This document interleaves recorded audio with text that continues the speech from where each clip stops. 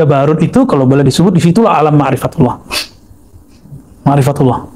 Siapa yang rohaninya bolak-balik ke sana, ditandai nanti dia punya karya di dunia. Karyanya pasti tasawuf. Jadi antum cari aja semua karya tasawuf atau semua masyayikh yang punya wirid, punya hizib, punya kumpulan zikir yang dia turunkan kepada orang sekarang, itu dia pasti punya akses ke alam Jabarut. Gitu, rohaninya. Jadi dia duduk di sini tapi rohaninya sudah. Jadi dia itu berlapis-lapis dalam diri kita juga. وخير ما فيه وخير بعده ونعوذ بك من شر هذا الليل وشر ما فيه وشر بعده sama-sama بسم الله الذي لا يضر مع اسمه شيء في الأرض ولا في السماء السميع العليم بسم الله الذي لا يضر مع اسمه شيء في الأرض ولا في السماء السميع العليم بسم الله الذي لا يضر مع اسمه شيء في الأرض ولا في السماء السميع العليم نعوذ بكلمات الله التامات من شر ما خلق نعوذ بكلمات الله التامات من شر ما خلق نعوذ بكلمات الله التامات من شر ما خلق نعيذ بهذه الكلمات يا رب أهلنا وذريتنا وإخواننا وأخواتنا والحاضرين والحاضرات من شر ما خلق آمين يا رب العالمين استر يا سيدنا يا رسول الله. Baik, ayuhal ikhwah, semoga dalam ridha Allah Subhanahu wa taala, semoga Allah menerima kita sebagai kasih-Nya. Amin ya rabbal alamin. Kita sebelumnya di kajian Zubat Khulasat Tasawuf atau Hal Rumus wa Mafatil Kunuz karya Al-Imam Al-Usuli Al-Jami' Bain Asy-Syari'ah wal Haqiqah Al-Izz ibn Abi Salam. Beliau bermazhab Syafi'i tapi bisa berfatwa dengan banyak mazhab. Kalau ada mujtahid, saya itu ya beliau lah mujtahidnya, dan dianggap oleh Imam Subki lalu Imam Suyuti sebagai mujaddid di kurunnya Imam Izzuddin bin Salam. Tapi beliau bisa jadi mujaddid karena doa dari Abdul Hasan Syadzili. Ini yang disebut barakatul al-masyhur bi barakatil mastur ya. Tapi ternyata yang mastur ini masyhur juga. Ya, Abdul Hasan Syadzili. Habib Umar, beliau kan masyhur. Di belakangnya ada yang mastur banyak. Karena doa-doa beliau-beliau itulah. Ya. Siapapun ulama terkenal, ustaz terkenal pasti ada doa dulu dari doa seorang yang melalui mastur sehingga Allah angkat dia. Ya. Maka antum nggak usah buru-buru mau terkenal, mau apa, udah santai aja. Kita malu aja, ya malu masyitam. Terkenal itu tidak akan membuat Allah ridho atau tidak ridho. Yang penting Allah ridho. Mau ridho dalam mastur atau ridho dalam masyhur. Nahnu lasna abdas sutur wala abdus syuhur. Kita bukan hamba masyhur atau hamba sutur. Ya. Kita hamba Allah az-zahir wal batin. Kita bukan hamba al-lazzah. Maka jangan cari lezat dalam zikir. Kita bukan abdul kasyaf, hamba kasyaf. Kita hamba Allah yang membuka semua itu. Amin ya rabbal alamin. Di kitab Halur Rumus kita sudah menghantarkan bahwa itu baru mukadimah, baru 2 faqarah, 2 paragraf. Ternyata ajib sekali Maulana Al-Imam Izzuddin bin Salam yang ajib menurut saya ya dalam masalah ini menghantarkan kita tentang hierarki alam. Jadi teman-teman, kalau saya menyebutkan ma'rifat. Nah, ma'rifat itu ada banyak bagiannya. Di antaranya yang paling tinggi ma'rifatullah. Ya. Yang kedua ma'rifatul insan. Yang ketiga bolehlah kita sebut ma'rifatul awalim, mengetahui hierarki alam. Lalu ada ma'rifat ilmu umum ini, maka disebut ma'rifatul ulum atau ma'rifatul rusum. Nah, inilah bagian fuqaha ahli hadis. Nah, ada orang yang dikasih semua, ada yang dikasih sebagian, ada yang dikasih sebagian per ini, ada yang dikasih semuanya. Gitu ya. Maka kita harus tahu posisi kita, jangan melanggar otoritas kita gitu. Jadi jangan melebih-lebihkan diri, melebih-lebihkan guru di luar batasnya, melebih-lebihkan mursyid atau tokoh tertentu di luar batasnya. Nah, ini berbahayanya yang kita coba hati-hati dan semoga Allah menjaga kita ya. Makanya dari dulu kita ngaji pakai kitab. Karena ini standarnya supaya secara ilmiah, supaya tidak keluar dari ya jalur yang sudah digariskan oleh ulama-ulama Ahlus Sunnah dari masa ke masa. Biar nggak main ngayal gitu. Ya, kan mereka nuduh kita ngayal yang anti ilmu ini. Ya bagi dia ngayal. Bagi kita ini zahir. Ya kita mengalami sebagian besar. Antum udah masuk ke alam-alam itu, sadar nggak sadar. Kalau udah mulai asik dalam berzikir, tahu-tahu udah selesai. Itu udah masuk ke alam itu. Ya. Tadi zikir merinding-merinding gitu ya. Perasaan nikmat nggak? Itu udah mulai masuk, udah di gerbang keluar masuk udah itu. Ya, ini nikmat dari Allah Subhanahu wa taala. Di tengah hiruk pikuk dunia ya, orang sibuk sekarang dengan ngomongin politik, kayaknya semua orang jadi pengamat ya, benar nggak? Semua orang hari ini jadi pengamat, semua orang hari ini menjadi komentator. Nah, kita nggak usah lah, itu udah ada yang ngurus gitu aja ya. Jadi antum jangan nanya masalah kok Habib ini perang sama Habib ini tengkar, nggak usah nanya sama kita deh, udah ada yang ngurus, udah itu aja jawabannya ya. Udah ada yang ngurus, udah saya nggak mau ngurus yang gitu ya. Kita yang bisa kita buat, yang kita nggak bisa jangkau ya, kita bukan Habib, maka kita nggak ada usah urus mereka ya, mereka sudah ada yang ngurus ya. Nah, dalam hal ini teman-teman, kita sudah antarkan tadi, jadi ada alam nyata yang kita rasakan, alam akal ini, yang nyata ini alamul malak, alam syahadah, alam nasut manusia. Di bawahnya itu ada nafsia, ya, jin, iblis, kayak gitu, ke bawahnya itu. Nah, naik ke atas, ketika orang sudah berzikir, makanya antum masuk ke alam trans, kalau orang psikolog bilang. Psikolog cuma sampai di kalimat trans. Itu sudah ada, jadi psikolog mentok di situ. Maka saya dulu ditegur oleh salah satu senior saya dulu, di dalam referensi diskusi ilmu akliyat ya. Apa kata dia, ente ngapain baca-baca filsafat barat? Kembali noh ke kitab-kitab yang sudah diwariskan ulama-ulama turas. Dia ini ahli filsafat barat, ngerti kitab-kitab barat. Ngomongnya gitu ke saya. Padahal kita lagi mabuk-mabuk juga sama buku-buku filsafat Descartes apalah, Immanuel Kant ya. Bukan Immanuel Zulfikar kan. Ya, di sini ada Donald Trump. Ya, Biden yang nggak ada nih. Nggak, jadi akhirnya saya tersadar, oh iya juga, maka kita langsung balik. Ah, itu taufik namanya. Kita dapat taufik. Ya. Saya balik lagi ke baca turos. Nah, salah satu yang saya baca dulu ini, cuma nggak ngerti. Kita ini ngomong apa ini? Ya, sudah sampai kemudian tamat S1, S2, S2 kemudian dulu bukunya minjem, sekarang kita beli. Nggak paham juga, cuma ngerti terjemahan ngerti, tapi pemahamannya belum sampai ya. Rohani juga belum nyambung, tapi merasa sudah jadi pengamat. Jadi dulu udah ngerasa pinter aja. Itu muskilahnya itu, merasa ini loh hijab kita ya, hijab kita benar-benar merasa ini, merasa itu. Kita minta ampun kepada Allah dari merasa sudah punya ini, punya itu ya. Nauzubillah min kibr. Allahumma akhrij min qulubina al-kibr. Amin ya mutakabbir ya mutakabbir. Ya, dengan nama Allah mutakabbir, Allah kabir, semoga Allah mencabut rasa kibir dari qalb kita. Amin rabbal alamin. Allahumma sholli ala sayyidina Muhammad. Nah, nanti kalau orang diangkat oleh Allah, maka dia akan naik ke alam Jabarut. Ya, Jabarut itu ya kerajaan Jabar, kerajaan Jabarut. Kerajaan para malaikat, para nabi, rasul, dan para wali. Itu sebabnya di sana para wali-wali itu punya tempat, punya mahligai di sana. Itu bahasa guru saya di salah satu thariqah mu'tabarah. Apa kata beliau? Saya melihat mahligaiku di sana. Cuma karena beliau ummi, salah satu guru kita dulu di thariqah Khalidiyah, Naqsyabandiyah, mengatakan saya tahu mahligai saya di sana. Maka dulu kalau nggak dipanggil oleh guruku, aku tidak akan kembali ke alam nyata ini. Udah pengen di sana aja udah. Maka kalau ada orang mati suri, nggak dijemput oleh gurunya, kalau gurunya nggak sahibul karomah secara rohani, nggak pernah melewati makom itu, udah muridnya lewat. Ya, kan kejadian dulu.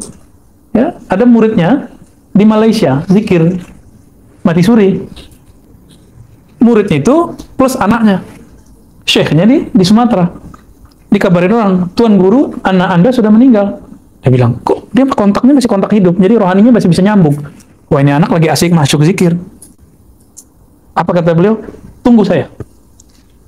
Maka datanglah beliau ke sana, belum sampai berapa hari nyampe. Jadi itu aneh juga di zaman itu, nggak mungkin orang bisa cepat, nggak ada pesawat, nyampe. Dimandiin pakai air jeruk nipis, bangun. Itu orang serumah kabur semua. Ya, dikira hantu hidup lagi. Itu kan orang nggak waras kan, takutnya sama orang mati, nggak takut sama orang hidup. Nah, itu lama tuh. Ada malah sebagian yang udah kekubur, tapi gurunya bilang ini masih hidup, digali lagi. Pas dibangunin dia merasa. Jadi dia fana itu ba'da maghrib hilang, dikira orang mati. Lalu dicek nggak ada kan udaranya, denyut jantungnya juga udah nggak ada. Dikuburlah setelah beberapa hari. Mau hari ke-40 datang gurunya, gali gitu. Digali, dimandiin sama kayak mandi yang tadi, cuma diminta kepada Allah.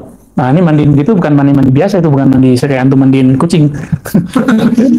Itu dia minta kepada yang maha hidup untuk mengembalikan sifat hayat orang ini. Benar hidup lagi. Dan itu bukan khurafat, dan ya, emang nyata ya. Nah teman-teman, kalau antum nggak punya mursyid, itu nggak bisa selamat sono. Kalau hilang itu yang meninggal, tapi meninggalnya enak itu. Itu syuhada secara rohani udah. Arif billah gelarnya udah. Ya. Tapi aribillah sesuai dengan makomat itu ya. Yang paling tinggi makomatnya yang sudah sampai ke ahud. Ya, di Jabarut itu kalau boleh disebut disitulah alam ma'rifatullah. Ma'rifatullah.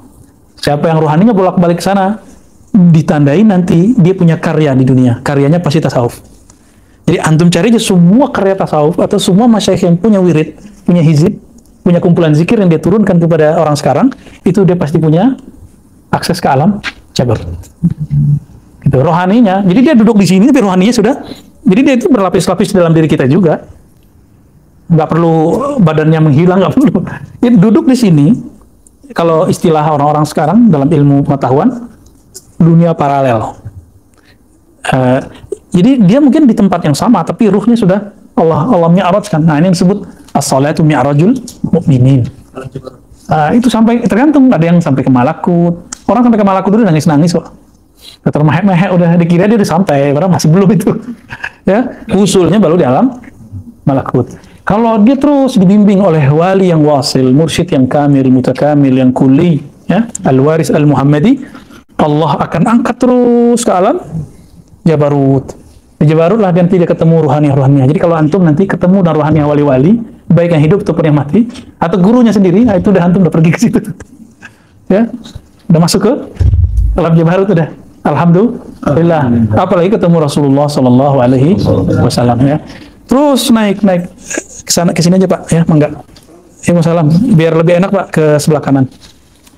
Terus kalau izin Allah Taala, jadi ini bukan guru lagi yang main, tapi guru cuma mendoakan, ya Allah selamatkan mulia angkat. Jadi Allah yang sudah mengangkat. Jadi guru itu tugasnya cuma sampai di al-malakut. Gitu ya. Selebihnya itu anugerah Allah sudah. Jadi nggak boleh mendewakan guru masalah itu, tapi berterima kasih ke guru wajib. Malam yashkurin nas, lam yashkuril lah. Terus apa di situ lahut? Nah, lahut ini makanya orang ngomong Tuhan, mabuk Tuhan dah. Ya. Nah, kalau dia turun ke alam dunia rohaninya, nanti dia kalau nulis ilmu tauhid, nah itu seperti Hasyiah al-Bajuri. Antum boleh baca. Hasyiah Bajuri itu beda sama hasyiah yang lain. Karena beliau seorang mursyid. Al-Imam al-Bajuri. Ya, udah baca Hasyiah Bajuri. Beliau mensyarah Kharidah al-Bahiyah ya. Udah ajib. Ya. Saya kira itu buku ecek-ecekan. Karena ketika kita baca acara fikih, saya nggak terlalu minat kan. Paling gitu-gitu lagi. Ternyata ketika kita baca hampir setiap lembarannya itu ada oleh-oleh Jabarutiyah. Ya, istilahnya apa? Oleh-oleh Jabarutiyah. Cobain deh sendiri. Coba baca kitab itu. Nah, nanti semoga ada waktu kita mensyarah kitab itu ya. Kalau saya nggak sempat nanti Buya Hasbi lah yang ini kan Buya Hasbi juga ke Imam Bajuri ini lumayan nih. Ya. Amuknya dahsyat lah. Ya. Dulu kan ada siapa namanya Syekh Anas Syufrawi itu ya. Yang Syarfawi ya. Oh itu ajib juga mensyarahnya. Karena beliau mutamakin fi salasati mazahib fiqhi kalami sufi. Nah ini beliau kena di tiga itu. Alhamdulillah rabbil alamin. Nah, jadi kalau susah ngajinya ngaji versi Syekh Anas. Terus apa atasnya? Hahut. Kalau hahut itu ditandai dengan musyahadah. Itulah puncak ihsan. Jadi apa kata Nabi? Anta abudallah ka'annaka. Itu mustalah nabawi. Kalau mustalah sufi namanya hahut. Nah ini istilah ditulis oleh Sidi Ahmad Tijani dalam Al-Faid Ar-Rabbani. Saya kira itu istilah nggak ada lagi, berhenti di lahut. Ternyata sampai ke hahut. Ya. Maka di sini berkalam-kalamlah hamba dengan Allah. Nah, kalau ingin lihat prakteknya secara kitab, lihatlah kitab Al-Fathur Rabbani karya Sidi Abdul Qadir Jilani. Itu hasil dari dialog-dialog di alam hahut. Jadi beliau turunnya udah gitu aja tuh. Hahut, lahut, Jabarut, hahut. Jadi kitab itu teman-teman adalah mutiara-mutiara yang beliau turunkan ketika beliau selesai ya berpetualang di alam sana. Silakan dinikmati dan sudah diterjemahkan. Ya kan? Bener ya? Ada yang jualan kitab nggak, coba tanya deh. Al-Fathur Rabbani. Terjemahannya bagus-bagus rata-rata. Lumayan oke lah. Cuma jangan cari terjemahan yang dari Inggris, tapi terjemahan yang dari bahasa Arab. Ya kan kayak beberapa kitab diterjemahin ke Risalah Kusaidah, terjemahin ke bahasa Inggris, terus terjemahin ke bahasa Indonesia. Termasuk ini Suhawardi, Awarif. Yang punya Bang Yogi itu ya. Dari alam hahut ini, teman-teman, Kalau kita turun tadi ke Jabarut, orang di Jabarut ini sudah boleh disebut muhaddatsun. Tapi muhaddatsunnya baru, belum permanen. Yang permanen itu kalau udah nyampe di alam, nah itulah Sayyidina Umar, itulah Sayyidina Abu Bakar, Sayyidina Utsman, Sayyidina Ali, orang-orang ahli mujtahid. Kenapa mujtahid bisa merubah satu hukum beda satu zaman dengan zaman, bahkan beda dengan gurunya. Imam Syafi'i beda dengan, nah itu karena dia sudah bolak-balik di situ. Cuma dia memerankan baju mujtahid fikih, bukan baju sebagai sufi, gitu ya. Antum jangan pakai riwayat-riwayat yang nggak jelas lagi, ya. Imam Baihaqi ketika menyebutkan riwayat bahwa Imam Syafi'i menyebut sufi itu kasul, ya, sangat pemalas, itu bukan sufi yang asli. Belum mengejek para sufi-sufi yang berbaju sufi, tapi dia berlindung dengan baju itu dengan kemalasan-kemalasannya. Karena kita sudah lihat diwan beliau dan kitab-kitab beliau yang lain, itu asar sufinya sangat banyak. Ya, jadi beliau ingin menampilkan sufi yang berbeda, sufi yang syar'i lah, kira-kira begitu. Nah, yang disebut bahut, itu ruhaniyah Rasulullah Shallallahu Alaihi Wasallam. Ya. Nah, orang kalau udah di situ, ya dia sering dialog-dialog nabawiyah dia. Nah, jadi mohon maaf, kenapa beberapa hadis itu nggak ketemu dalam kitab? Terus orang bilang, saya dapat ijazah dari Nabi. Nah, itu kayak Sidi Ahmad Tijani dia di situ. Maka Sidi Ahmad Tijani menyebut thariqahnya, termasuk gurunya Syekh Muhammad bin Abdul Karim Samman. Mereka menyebut tarekatnya Al-Muhammadi. Itu, ya. Beda dengan Al-Idrisi, itu menyebut tarekatnya Khidiriyah, karena beliau dapat talqin dari Nabiullah Khidir. Apakah itu sekarang berhenti? Enggak, itu sekarang ada lagi. Setiap masa pasti ada yang dapat itu. Mohon maaf, atba' turuq as-sufiyah, pengikut sufi kebanyakan terjebak di simbol-simbol dan institusi tarekat. Imam kami langsung ambil dari Nabi. Imam kami langsung dari Khidir. Padahal dia udah sanad ke-7 gitu ya. Berarti kan sudah riwayatan. Ya akhirnya sama kayak tarekat-tarekat yang lain. Tapi muridnya Sidi Ahmad Tijani, dia masih tarekatnya Ruhai. Nah, yang generasi ketiga sampai berikut udah jadi tarekat mu'tabarah biasa. Ya nafsiyah sifatnya. Sibuk di kurikulum, sibuk di simbol, sibuk di gitu-gitulah. Nah, ini yang kemudian membuat orang takut belajar tarekat. Kaku. Ya, kaku. Nah, ini kayak Sidi Ahmad Tijani itu dia makomnya di situ. Ya, makanya beliau stabil kan, nggak pernah ngomong aneh-aneh kan. Kalaupun beliau sampai ke makom yang atas, itu lidahnya nggak diambil, nggak dipinjam oleh Allah.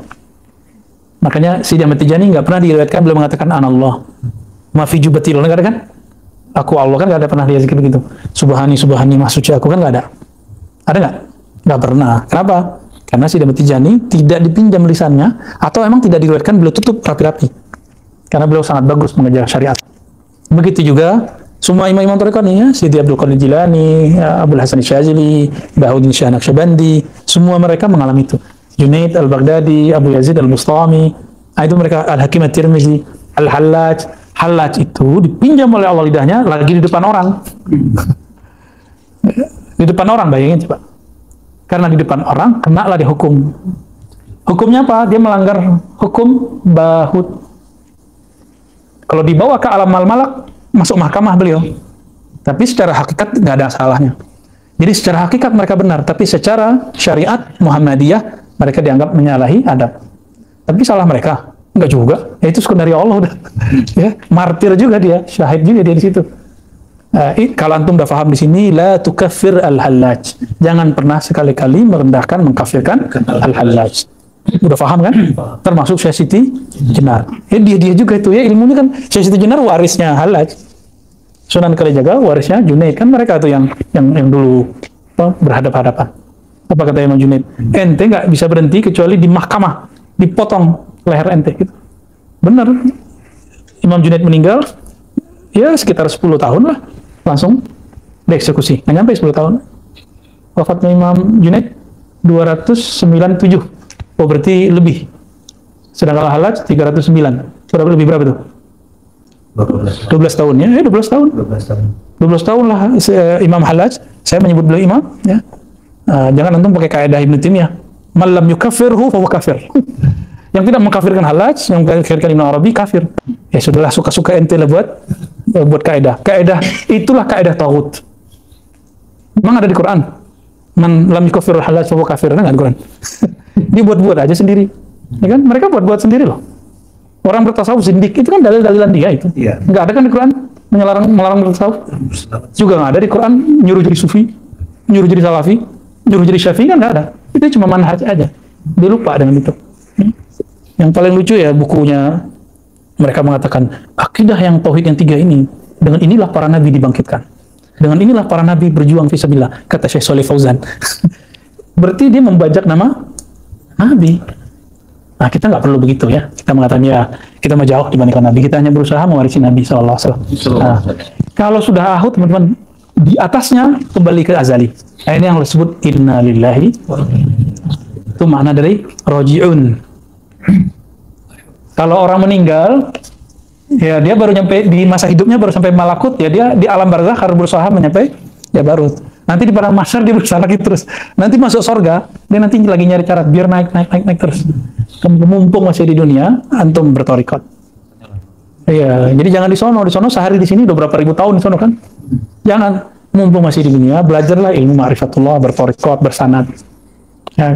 Ya, dulu guru saya yang Khidriyah ini nyarankan salah satu ustadz yang terkenal dengan ilmu zikir, dengan majama zikir, dikabarin beliau, selama ente masih hidup, bertorikotlah.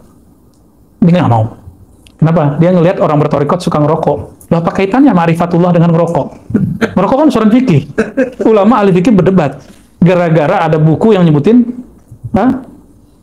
rokok itu syirik. Tuh, itu Bahlul nggak tuh yang ngomong gitu? Antum tahu Bahlul nggak?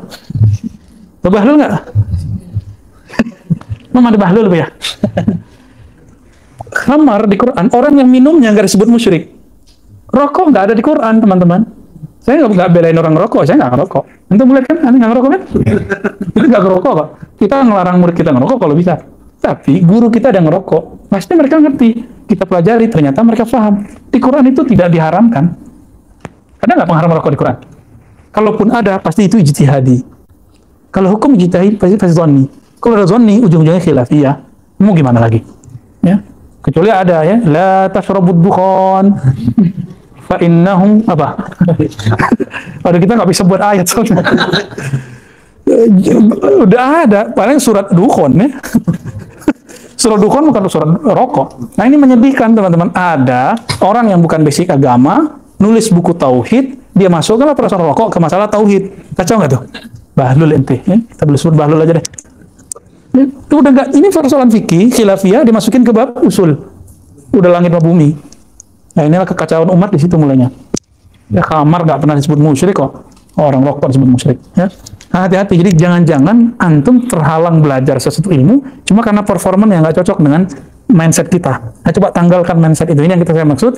Tanggalkan jubah. Jubah-jubah keilmuan, jubah-jubah harokah, jubah-jubah tarekatnya. Kalau ngaji-ngaji ilmu marifat terus tanggalin itu. Nggak masuk ilmunya. Masih merasa dirinya alim, udah nggak lewat tuh. Nggak masuk. Nah, itu maka tadi kita berdoa, ya Allah cabut rasa kibir di dalam. Ya, sampai sekarang itu pasti ada, kan Allah nggak langsung kabulkan. Nah, semoga pelan-pelan dengan ngaji begini, Allah buang dikit-dikit. Syukur-syukur kalau dibuang langsung. Amin. Amin. Ya, kalau dibuang langsung kan sama kayak orang ada duri di badannya, dicabut langsung kan bisa pendarahan. Nah, pelan-pelan dicabut. Nah, jadi inilah teman-teman kira-kira strata alam ma'rifatul awali. Ya. Jadi kalau ada orang sudah bisa berkalam-kalam dengan Allah, dia dapat di alam. Nah, itulah ihsan. Ya, yang itu nggak bisa thariqat biasa, harus thariqat rohani. Nah, makanya dalam ijma' ahli sunnah sufi diyakini bahwa Nabiullah Khidir masih hidup. Karena beliaulah nanti yang mengajari para mursyid-mursyid itu setelah mursyid-mursyid mentok di alam Jabarut. Gitu. Kecuali Imam akhir zaman Al-Mahdi. Ya, beliau Nabi Khidir udah kayak Korin udah ya, Korinani. Jadi kalam dia, kalam Khidir ya kalam dia gitu. Maka kalau ketemu beliau itu, ya antum bisa tembus ke sana. Nah, dengan doa-doanya, dengan zikir-zikirnya, dengan izin beliau ya.